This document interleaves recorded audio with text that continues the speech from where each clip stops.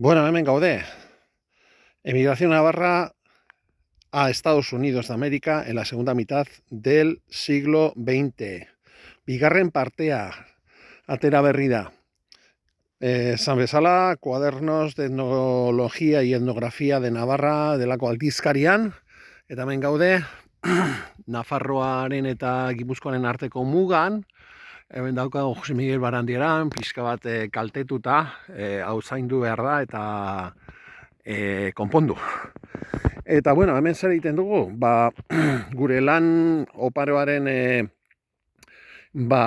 jarraipena argitaratzen dugu. Leheneko partean, marko teorikoa ezarri genuen, marko teoriko zabala, bertan Nafarren emigrazioa Ameriketako estatu batuetara aztertuko genuela esan genuen, eta kontuan hartuko genuela 20. mendearen bigarren zatia, ez? Eta, bueno, bari dela eta marko teoriko zabala egin genuen, eta bertan, lehenengo partean, zenbait elkarrezketaren laburpenak eta atera, argitaratu genituen. Hemen ere, jarraitzen dugu,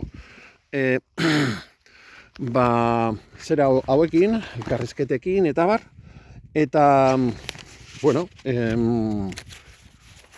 mentakago adibide bat, ez? Eta, elkarrezketa horien laburpenak ere egiten ditugu, Nafarrosokoak eta sartuta iparraldekoak, esan nahi dut, Nafarroa behereakoak. Eta lanaren azkeneko zatian, ondorioak ateratzen ditugu, ezta? Ondorioak gure lanarenak, ez? Baina, horrek ez du esan nahi, gure lana bertan gelditzen dela, jarraituko dugu lanean, elkarrezketak egiten eta gaian sakontzen. Hemen, esan bezala, Nafarroaren eta Gipuzkoaren arteko mugan, zuentzako, Asier Barandiaran, Laia Ikerketa taldeko kidea.